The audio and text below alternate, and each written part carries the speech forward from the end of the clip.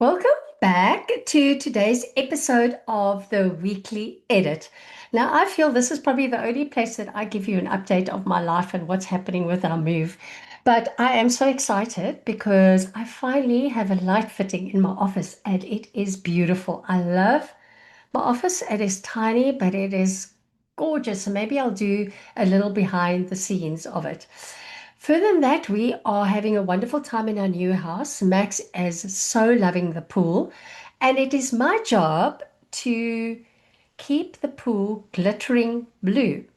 And some days I'm winning, and some days I am most definitely not.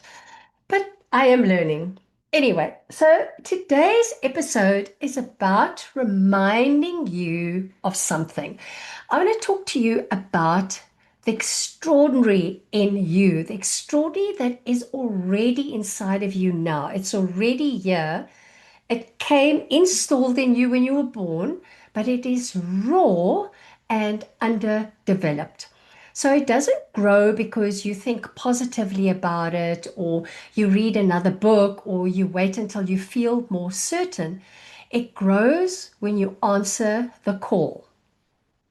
Now, the interesting thing is that the call of your extraordinary is really exciting. It really sounds exciting. It often sounds like restlessness. It sounds like the desire that you keep trying to dismiss. It sounds like there has to be more than this. It sounds like wanting something that doesn't completely make sense yet. It sounds like being tired of how you are showing up in a relationship. It sounds like knowing that you have outgrown an old habit or pattern. And even though that habit is familiar, it sounds like wanting more for yourself. While another part of you says, I don't know how. I don't have the time. This is too hard. What if I get it wrong? I'm too tired. The call and the doubt often arrive together. And that's why so many people mistake doubt for a stop sign. And this was me before I found coaching. I assumed that if something were truly right for me, it would feel clear and easy and comfortable. But very often, the discomfort isn't proof that you're on the wrong path. It's just proof that you've reached this edge of the person that you have been. You're standing at the border between what is familiar and what is possible. And that border is anything but peaceful. Most people don't consciously decide that they aren't going to fulfill their potential. They just simply keep postponing it. They remain in what I call the miserable maybe. Maybe I'll change. Maybe I'll speak up. Maybe I'll ask for what I want. Maybe I'll start the business. Maybe I'll take better care of myself. Maybe I'll stop accepting the things that are hurting me. Maybe I'll finally make the decision. The miserable maybe feels safer than a clear yes or a clear no because it protects us from immediate discomfort. You don't have to risk rejection or disappoint anyone or face the possibility of failing. But the miserable maybe has a cost because it keeps you suspended. You're not fully committed to the life that you have, and you're not moving towards the life that you really want. So you kind of almost emotionally parked with the engine running. And that is exhausting. And this is where a lot of people misunderstand what it means to be extraordinary. Now, extraordinary doesn't always mean that you're going to win and you're going to become famous and build a huge business or handle every challenge that comes your way. It means you are willing to attempt greatness. The attempt, the decision, and the willingness to meet the difficult parts of yourself. You become extraordinary when you decide to stop hiding from your own life. You become extraordinary when you're willing to be seen trying. You become extraordinary when you allow yourself to make the mistakes without using them as evidence against yourself that you should stop. You become extraordinary when you continue to believe in yourself, even when the people around you do not fully understand what you are doing. So, I have a personal story for you, and this is around relationships. And many years, I was totally crap at relationships. I did not do well. I kept getting it wrong over and over and over again. It never worked. I kept trying. And my friends and family would roll their eyes and shake their heads at me, and they would have their thoughts. And believe me, I had thoughts about myself as well because I kept feeling like a failure in that department. I kept having feelings that I wasn't good enough and that I didn't know how to do this and that this wasn't for me. But I refused to give up till finally I had success. I actually met my husband. And that's kind of the end of the story. But the point of the story is not that I handled everything perfectly, because believe me, I definitely did not. The point is that there came a moment where I had to listen to my own truth, who I was, what I wanted, and what was good for me.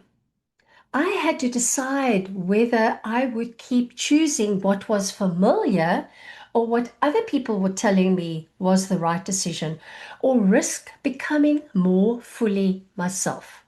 And that is the work. The extraordinary in you is not revealed only in the results, it is revealed in the moment that you stop negotiating against yourself. It's revealed when you make the call, when you have the conversation, when you set the boundary, when you ask for help. Now, for parents of autistic children, this is a particularly complicated situation because your life already requires so much from you. It can be very easy that your own growth should wait, that your desires are optional, that this is simply just not the time to do anything right now. But your extraordinary doesn't disappear because your life is demanding. It may have got your desires may have just gotten quieter because it's buried under the responsibility and under the exhaustion and the practicality of your day-to-day life. But it is still there. That your desires are still there. And your child benefits from seeing, feeling, and experiencing. Now, I want to say a parent, but I want to say a person who is alive inside their own life. A person who has dreams, a person who keeps learning, a person who keeps making decisions, a person who can love deeply. And this doesn't mean that you have to make any big dramatic changes. Extraordinary is often developed through ordinary decisions made with courage. It may be choosing not to react in the same way today. It may be allowing someone to be disappointed in you. It may be resting before you've completely collapsed.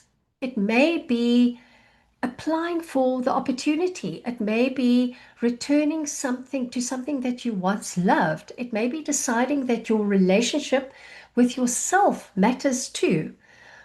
The world doesn't need a watered down version of you. Your family, your child need all the way you. They need you all the way. And you know when you are not bringing all of yourself to life. Other people, and we do as parents of autism, we get this often. Other people may admire how much you manage and tell you how strong you are. But you know the difference between functioning and fully showing up. You know where you're holding back. You know what you keep avoiding. You know which decisions keep coming back because you're not making them. You know where that uncomfortable yearning lives. The question isn't whether you have extraordinary in you, because you do. The question is whether you are willing to develop it. So I want you to think of a seed. Now, a seed doesn't look like a tree. It has no evidence that it can actually become one. It's small, it's hard, and it's unimpressive. But everything required to become the tree is already held inside of it. The seed still has to be planted, it still has to split open, it still has to push through the darkness, and it has to become something that it's never been before. Growth asks the seed to stop protecting its current form. That is what growth asks of us too. You cannot become this next version of yourself while insisting that nothing feels uncertain, nothing changes, or nobody judges you. You may need to let an old identity go. The identity of the person who keeps everyone happy, the one who never needs anything, the one who's always fine, the one who waits, the one who is good, dependable, and careful. Good, if you've been striving for good, may have kept you safe. Good may have earned you approval. Good may have helped you survive. But perhaps you are being called beyond good. Perhaps you are being called to become honest and decisive and visible and alive, extraordinary. And no, you're not always going to feel ready. You may not even believe it the first time you say, there is something extraordinary in me. Say it anyway, say it every day. I am extraordinary. Say it. Because what if your life is not only about getting through the day? What if part of your responsibility is to discover who else is in you? What else is in you? What if a thing that's keeping you yearning for is not a distraction from your regular life, but it's an invitation to it? This week, I want you to notice where you are living in a miserable maybe.